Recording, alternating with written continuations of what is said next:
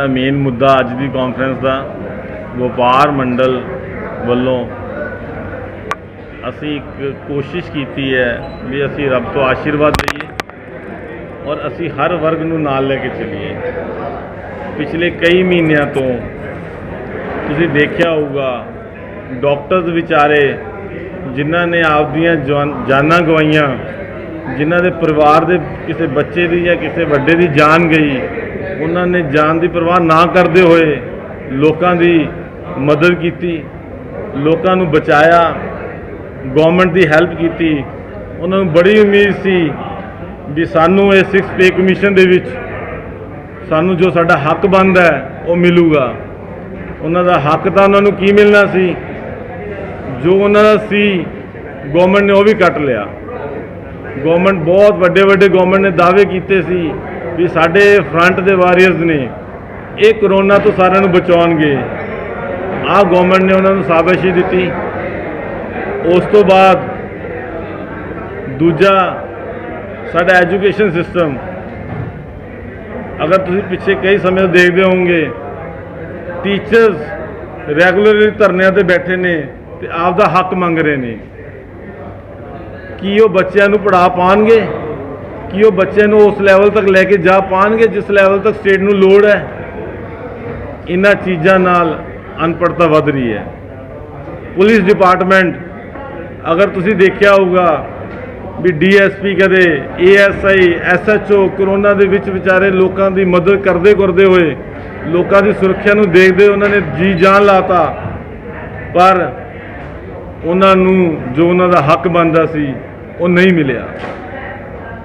मेरे कहने का मतलब ये है भी पंजाब दे विच जिन्ने भी मुलाजम है उन्होंने जो उन्होंने हक बनता सी वो नहीं मिलिया गया। ईवन जो 6 पे कमीशन की रिपोर्ट दे विच सिफारिश की गई सी कमेटी वालों, सारे नूं ये उम्मीद सी भी वो सिफारिश हुई है और प्रॉपर कमेटी ने मिल के की है, वो भी नहीं दी गई। इस तो बाद गवर्नमेंट माड़ा एम्पलाइज का की कर सकती है। दूसरा जिमें कि असी पहला भी दसिया गवर्नमेंट ने 5 रुपये बिजली अनाउंस की सी भी असी देवांगे, 5 रुपये नहीं दी, उल्टा बिजली पहला ना होर वधा दी गई। उस तो बाद गवर्नमेंट ने बठिंडा थर्मल प्लांट की लैंड से 2 रुपये बिजली की प्रपोजल भेजी। जे वो 2 रुपये दे सकती है तो उन्हें प्रपोजल भेजी, या दोबारा फिर वो झूठ बोलना चाहती है। जे 2 रुपये दे सकती है तो पहला 5 रुपये क्यों नहीं दे रही? 4.5 साल हो गए। और जिमें कि व्यापारी वर्ग असी व्यापार मंडल ने ये हुण मिथ्या भी असी हर वर्ग नूं नाल लैके जावांगे, चाहे वो मुलाजम है, चाहे वो व्यापारी है, चाहे वो किसान है, चाहे वो दिहाड़ीदार है, असी सब नूं नाल लैके व्यापार मंडल चलूगा। और कोई भी दुख तकलीफ किसी की भी होगी वो असी उन्हां नाल खड़े हैं, और जो भी जैनुअन मंग जिहदी होगी असी उन्हां नाल खड़े हैं, तो असी वो गवर्नमेंट तो मंगते रहांगे। यात्रा में दस जिहड़ी ये यात्रा है ये असी आशीर्वाद लैन लई ते अरदास करन लई श्री हरमंदर साहब चले हैं। हरमंदर साहब की केवल पंजाब दे विच नहीं पूरी दुनिया दे विच बहुत बड़ी मानता, और मैं उम्मीद करदा भी मेरी ये यात्रा सफल रहूगी। और मैं आशीर्वाद लूँगा वाहिगुरू तो भी जिहड़ियां साडियां मंगां हैं, चाहे वो मुलाजमां दी हैं, चाहे व्यापारियों दी हैं, वो गवर्नमेंट पूरियां करे। और अगर नहीं करती तो सानू इन्ना बल बख्शे भी असी आने वाले टाइम च ये मंगां पूरियां करा सकीए। मेहता साहब कितों यात्रा चलूगी, किन्ने किलोमीटर है ये कन्हैया चौंक तो असी यात्रा स्टार्ट करांगे। तकरीबन 197 किलोमीटर यात्रा बनती है। डेली का 30 तो 40 किलोमीटर अंदाजन असी पैदल चलांगे, मतलब मैं पैदल चलूँगा, मेरे नाल कई भाई पैदल चलते हैं, जिथे वो थक जाएंगे कार च बैठ जाएंगे, पर मैं इत्थों लैके श्री हरमंदर साहब तक पैदल ही चलांगा। मैं रस्ते दे विच या कोई भी इहो जिहा कन्वीनियंस नहीं लवांगा। जिन्ने मेरे होर साथी हैगे ने उन्होंने जिमें जिमें चल सकते हैं वो मेरे नाल चलणगे। जो जरूरत पेगी वो कार च बैठ के आराम करके दूसरा बंदा उतर के मेरे नाल चल पेगा। किन्ने किन्ने जने जा रहे हो? किन्ने किन्ने जने यात्रा जा रहे हो? ਇਹ ਹਜੇ ਅਸੀਂ ਤੁਹਾਨੂੰ 6 ਤਰੀਕ ਨੂੰ ਦੱਸ ਪਾਵਾਂਗੇ ਕਿੰਨੇ ਹੈ, ਪਰ ਅਸੀਂ ਆਪਦੇ ਵਪਾਰ ਮੰਡਲ ਨੂੰ ਤੇ ਬਾਕੀ ਸਾਥੀਆਂ ਨੂੰ ਅਪੀਲ ਕੀਤੀ ਹੈ ਵੀ ਕੋਸ਼ਿਸ਼ ਕਰੋ ਵੱਧ ਤੋਂ ਵੱਧ ਮਿਲ ਜੁਲ ਕੇ ਜਾ ਸਕੋ। ਮੈਂ ਤਾਂ ਸਾਹਿਬ 2022 ਦੇ ਵਿੱਚ ਕੀ ਵਪਾਰ ਮੰਡਲ ਆਪਣੇ ਉਮੀਦਵਾਰ ਖੜੇ ਕਰੂਗਾ?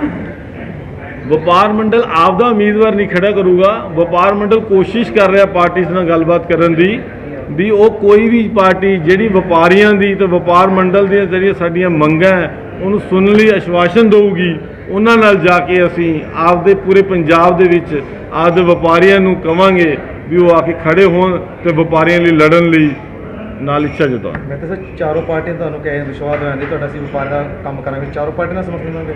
ਸਰ ਇਹ ਨਹੀਂ ਹੁੰਦਾ, ਅਸੀਂ ਤੁਹਾਨੂੰ ਪਹਿਲਾਂ ਵੀ ਜਿਵੇਂ ਬੇਨਤੀ ਕੀਤੀ ਹੈ ਵੀ ਅਸੀਂ ਸਾਰੇ ਪਾਰਟੀ ਨਾਲ ਗੱਲ ਕਰਾਂਗੇ, ਜਿਹੜੀ ਪਾਰਟੀ ਸਾਨੂੰ ਵਪਾਰ ਮੰਡਲ ਨੂੰ ਕੋਰ ਕਮੇਟੀ ਨੂੰ ਲੱਗੂਗੀ ਵੀ ਇਹ ਸਾਡੀ ਸੁਣਵਾਈ ਕਰ ਸਕਦੀ ਹੈ ਅਸੀਂ ਉਹਦੇ ਨਾਲ ਖੜਾਂਗੇ। ਸਰ ਦੋ ਪਾਰਟੀਆਂ ਦੀ ਸਰਕਾਰ ਤਾਂ ਆਲਰੇਡੀ ਪਹਿਲਾਂ ਰਹੀ ਹੈ ਪੰਜਾਬ ਦੇ ਵਿੱਚ, ਇਹਨਾਂ ਦੀ ਅਕਾਲੀ ਦਲ ਦੀ ਕਾਂਗਰਸ ਦੀ ਰਿਪੀਟ ਹੁੰਦੀ ਰਹੀ ਹੈ ਵਾਰ-ਵਾਰ।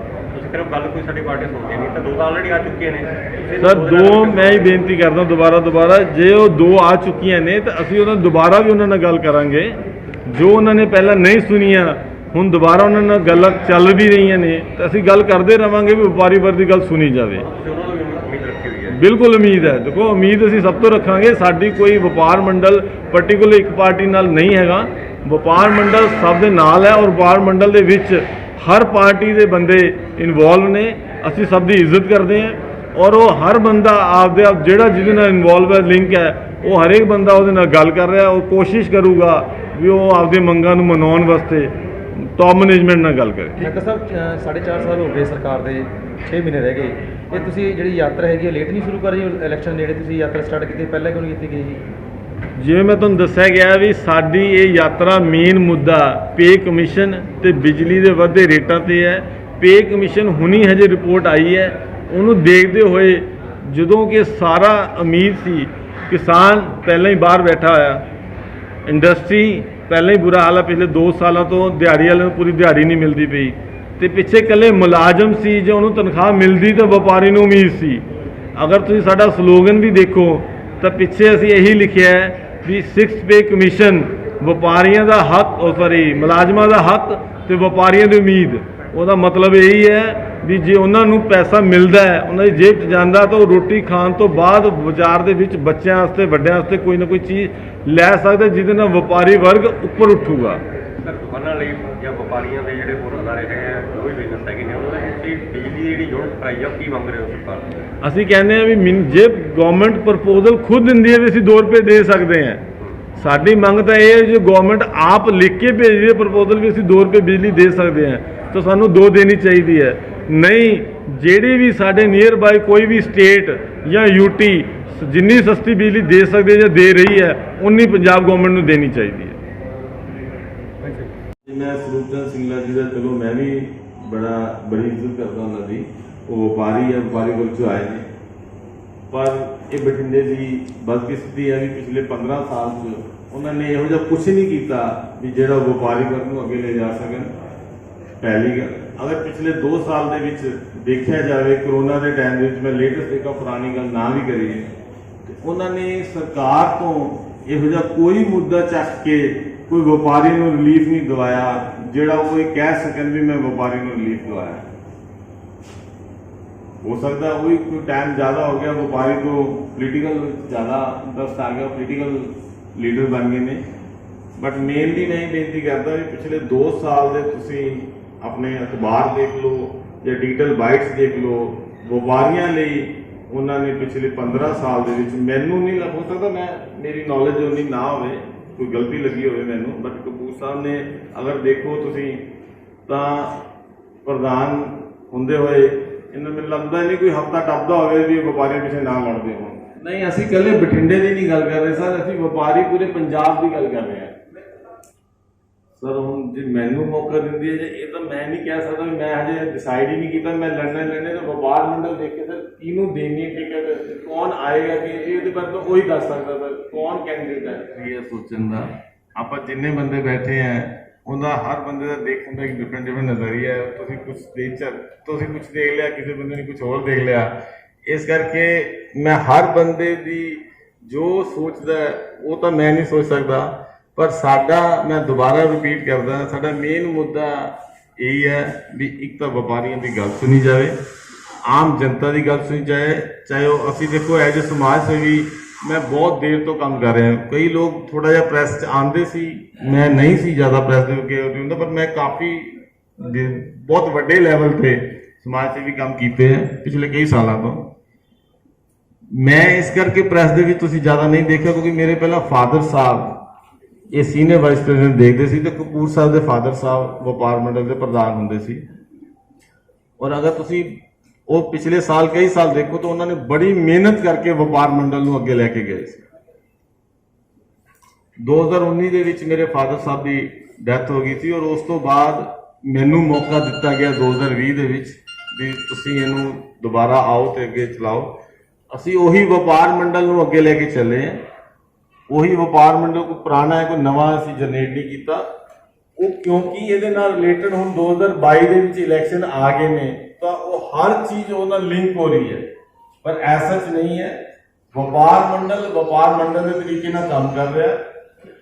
ਹਰੇਕ ਬੰਦੇ ਨੂੰ ਹੱਕ ਹੈ ਆਪਣੀ ਚੀਜ਼ ਮੰਗਣ ਦਾ। ਵਪਾਰ ਮੰਡਲ ਮੰਗ ਰਿਹਾ ਵੀ 117 ਸੀਟਾਂ ਹੈ, ਜਿਹੜੀ ਵੀ ਪਾਰਟੀ ਵਪਾਰੀਆਂ ਦੀ ਗੱਲ ਸੁਣੇ ਅਸੀਂ ਕੋਸ਼ਿਸ਼ ਕਰਾਂਗੇ। ਦੇਖੋ ਸਾਡਾ ਇੱਕ ਵਪਾਰ ਮੰਡਲ ਕੋਈ ਮੇਰਾ ਇਕੱਲੇ ਦਾ ਡਿਸੀजन नहीं है। ਵਪਾਰ ਮੰਡਲ पूरी कोशिश करूँगा भी आपदा दुख तकलीफ ना अगे रखे। जे पार्टी सुनूगी तो साढ़े व्यापारियों को अगे लैके आओगी तो क्यों नहीं समर्थन करा। यही हम कहना चाहते हैं। आज की डेट में व्यापारी वर्ग अगर हम एग्जाम्पल लें तो एक मिनॉरिटी साइड पे बैठा हुआ है। हम कहना चाहते हैं कि हम लोग मेन बैकबोन है गवर्नमेंट की। व्यापारी के हिसाब से ही गवर्नमेंट, व्यापारी के साथ ही गवर्नमेंट चलती है, बट कोई भी गवर्नमेंट इसको तरजीह नहीं देती है। इसीलिए हम इसके ऊपर अभी इतना काम कर रहे हैं कि व्यापारी की बात गवर्नमेंट सुने। और गवर्नमेंट जब बात सुनेगी तो इसमें सिर्फ व्यापारी या व्यापार मंडल का फायदा नहीं होगा। जब दुख तकलीफें सुनेगी तो व्यापारी खुशी से काम करेगा, जिससे व्यापार बढ़ेगा। व्यापार बढ़ेगा तो लोगों को नौकरियां मिलेंगी, लोगों को गवर्नमेंट को टैक्स मिलेगा और जिससे खुशहाली गवर्नमेंट स्टेट में होगी। और जिससे इससे सिर्फ व्यापारी वर्ग ही नहीं आगे बढ़ेगा, इससे सारे जितने भी हैं, चाहे व्यापारी हैं, चाहे वो डॉक्टर है, चाहे इंजीनियर है, चाहे एडवोकेट्स हैं, वो सबके ऊपर ही इम्पैक्ट आना है। सरकार अभी तक ये बात समझ क्यों नहीं रही? What is the reason? Sir हो सकता है किसी ऐसे ऑर्गेनाइजेशन ने इतने धड़ल्ले से कभी आवाज नहीं उठाई। क्यों नहीं उठ रही? इसका मतलब आपकी एसोसिएशन ने पहले पंजाब में किया तो सर अगर हम देखें पुरानी बात करें सर, अगर शुरू से कोई भी गवर्नमेंट उसके पहले मेन मुद्दे बेसिक मुद्दे होते हैं, तो पहले व्यापार मंडल के कुछ बेसिक मुद्दे थे, उन्होंने पहले वो कंप्लीट करे। आज वो बेसिक मुद्दे काफी कंप्लीट हो चुके हैं। अगर आप देखो व्यापारियों ने जब बयान सिंह साहब की गवर्नमेंट आई थी तो तब 12% वैट होता था, तो उन्होंने व्यापारियों ने इसी व्यापार मंडल एक ऐसा था जिसने 3% करवाया था।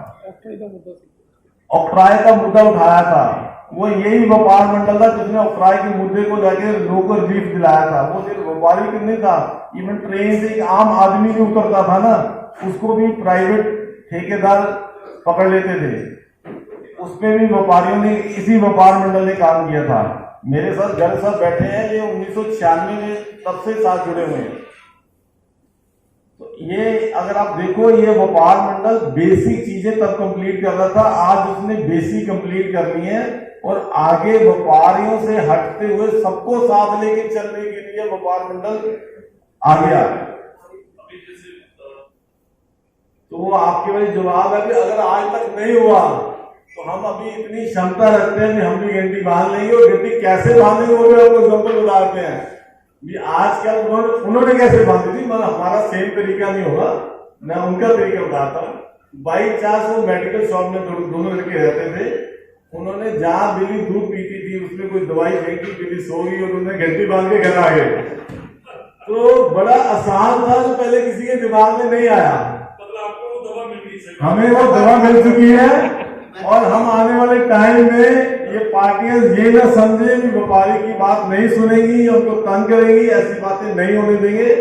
और हम इसके ऊपर आने वाले टाइम में, ये हमारा एक भगवान से लेने के लिए एक आशीर्वाद है जिसके लिए मैं चला हूं। हम वो आशीर्वाद प्राप्त करेंगे। और आने वाले टाइम में आप देखना, हर मुद्दा वो उठेगा जो गलत होगा। ऐसी कोई पार्टी को हम गलत काम नहीं करने देंगे जो हम लोगों को तंग करे। अच्छा, एस्कॉन वाले मामले में क्या होगा? सर अगेन वो पॉलिटिकल है, प्लीज। ਅੱਛਾ ਜੀ, ਵੈਸੇ ਜਿਵੇਂ ਸਰਕਾਰ ਦੀ ਪਰੰਪਰਾ ਹੈ ਵੀ ਜਿਹੜਾ ਵੀ ਹੁੰਦਾ ਉਹਦੀ ਬਰਖਾਸਤੀ ਕੀਤੀ ਜਾਂਦੀ ਹੈ, ਤੇ ਇਹ ਸਤਿਗੁਰੂ ਤੋਂ ਜਾਣ ਹੀ ਨਾ ਦਿੱਤਾ ਜੀ। सर वो तो मैं पहले ही कहता भी मैं आपकी पूरी कोशिश करूंगा। देखो गवर्नमेंट को बहुत ज्यादा सोर्सेज है, मैं आपकी पूरी कोशिश करूंगा। और मैं तुम्हें ये कहता हूँ मैं लड़ता रहूंगा, वहां मेरी जान भी चले। और एक बार मैं कुछ नहीं कह सकता कि गवर्नमेंट को बहुत ज्यादा सोर्सेज है, नहीं जान देगी तो मैं कुछ नहीं कर पाऊंगा। मैं दोबारा कोशिश करूंगा, कोशिश मेरी जारी रहेगी जी सुनवाई हो सके प्रॉपर, क्योंकि व्यापार ते ही स्टेट खड़ी है। जिस के कमीशन को पैसा मिलूगा तो व्यापारी का व्यापार चलूगा। जे किसान खुश होगा, आज किसान उत्थे बैठा है धरने ते, नुकसान किहदा है? पंजाब के व्यापारी का। जे ਇੱਥੇ जो हालत है मजदूर इंडस्ट्री ਦੇ ਵਿੱਚ, इंडस्ट्री नहीं प्रॉपर चलती, ਦਿਹਾੜੀਦਾਰ ਨੂੰ ਦਿਹਾੜੀ नहीं मिलती, नुकसान किहदा? व्यापारी का। एंडो जे व्यापारी का नुकसान है तो नुकसान किहदा? सरकार का। तो जो सरकार ही बार बार कहते भी घाटे चली गई तो सारी पब्लिक ही है। सिस्टम बैठदा उड़दा व्यापारी तो स्टार्ट होंदा है, किते ना किते तो व्यापारी ते ही खत्म होंदा है। इस करके असीं उम्मीद करते हैं, असीं सरकार कोले कहना चाहुंदे हैं भी व्यापारियां नूं या व्यापारी नूं सुनिया जावे, उन्हां दे नुमाइंदियां नूं टिकटां दित्तियां जाण ताकि वो आपदी सुनवाई कर सकन बाजार पूरे पंजाब। साडा कहण दा मतलब है ਅਸੀਂ ਚਾਹੁੰਦੇ ਹਾਂ ਉਹਨਾਂ ਲਈ 100 ਜਾਂ 200 ਏਕੜ ਰਾਖਵੀ ਰੱਖੀ ਜਾਏ ताकि हर छोटा वर्ग बठिंडा का उसका जो बाकी कॉर्पोरेट घराने दी जाती है उसका फायदा चुक सकें। तीसरा तो मेन मुद्दा जो असी पे कमीशन दे विच अगर तुसी देखो दसदा है व्यापारियों के लिए सरकार ने तकरीबन हर इंडस्ट्री लिए 5 रुपए बिजली का वादा किया सी। 5 रुपए बिजली तक की मिलनी सी। पंजाब एक इहो जी स्टेट बन गई, पहला सारी कैलकुलेशन के मुताबिक 26,540 रुपए तनख्वाह मिलती सी। वो हुण सिर्फ पे कमीशन दे विच फाइनांस डिपार्टमेंट ने बहुत ही ज़्यादा बढ़ा के 26,825 कर दी है। मतलब 285 रुपए बढ़ा के गप्फे दिते हैं गवर्नमेंट ने। मैनूं लगता नहीं एडे गप्फे